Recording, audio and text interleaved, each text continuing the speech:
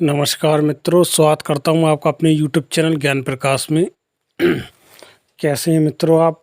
उम्मीद है आप ठीक होंगे। मित्रों, आज बात करते हैं फिर से एक बार बाबा वीर बुलाकी के बारे में। हमारे एक जो है भाई का फ़ोन आया था हमारे पास। तो उन्होंने जो हमसे पूछा था कि गुरुजी आज जो 10 साल हो गए, 10 साल से बाबा जो रोग में है। कई जगह हमने अपना उतारा कराया, कई जगह हमने बाबा की भेंट पूजा दी, लेकिन फिर बाबा गया नहीं।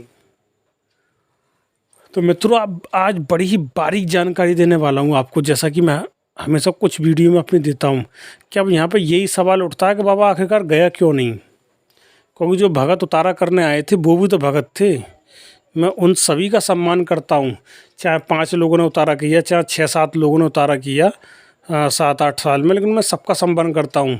ऐसा नहीं कि वो लोग मतलब बेवकूफ़ थे या वो जानते नहीं थे, वो भी जानते थे। बस फ़र्क सिर्फ इतना है कि वो एक गहराई तक नहीं थी। तो आइए मित्रों, आज इसी पर चर्चा करते हैं कि आखिरकार बाबा क्यों नहीं उतरा।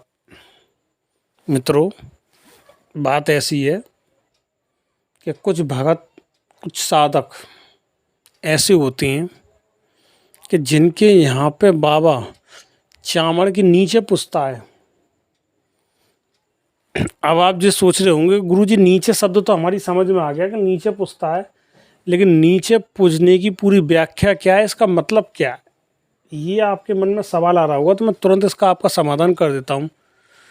दरअसल क्या है मित्रों कि जिस घर की कुलदेवी चामड़ होती है, चामड़ मतलब चामड़ वो कोई भी हो सकती है। खादराबाद की हकली चामड़ हो सकती है, बेलोन की चामड़ हो सकती है, चौड़े की चामड़ हो सकती है, या अन्य कोई और भी चामड़ हो सकती हैं।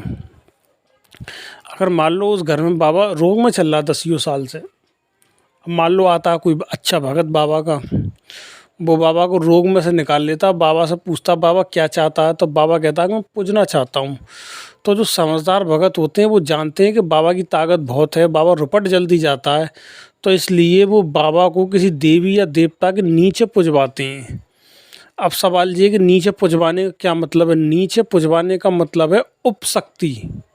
एक प्रधान शक्ति होती है, एक उपशक्ति होती है। अब मैं उप और प्रधान का आपको मतलब समझा देता हूँ। जैसे कि मान लीजिए एक शहर में, एक डिस्ट्रिक्ट में एक ही कलेक्टर साहब होते हैं, डीएम साहब एक ही होते हैं सभी डिस्ट्रिक्ट में, 2 डीएम साहब कहीं नहीं होते। डीएम साहब के नीचे, ठीक है ना, एक आईएएस ऑफिसर के नीचे एक उप जो है जिसे एसडीएम बोलते हैं, ठीक है ना, तो उनके नीचे एसडीएम होते हैं, ठीक है ना, जो उप मजिस्ट्रेट भी जो कहलाते हैं।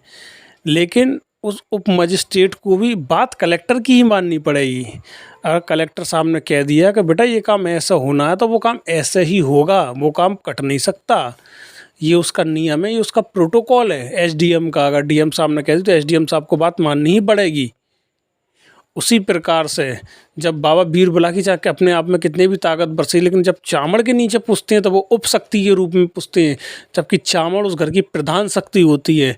यदि बाबा कभी बिगड़ता है और चामड़ ने कहती है कि बाबा तू बिगड़ मत, तो इस घर का तू नुकसान मत कर, तू इस घर से लौंग लेता, बतासा लेता, जायफल लेता, अपना बच्चा लेता, धार लेता है, ठीक है ना, सूअर का बच्चा अपना बलि विधान अपना जो लेता है समय समय पर, जब अपना मुर्गा लेता है देसी अपने गुरु का, कमाल का सैयद का, तो तू बिगड़ मत, तू मतलब ईमानदारी से चल। तो बाबा को वो बात माननी ही पड़ेगी, 101% माननी पड़ेगी।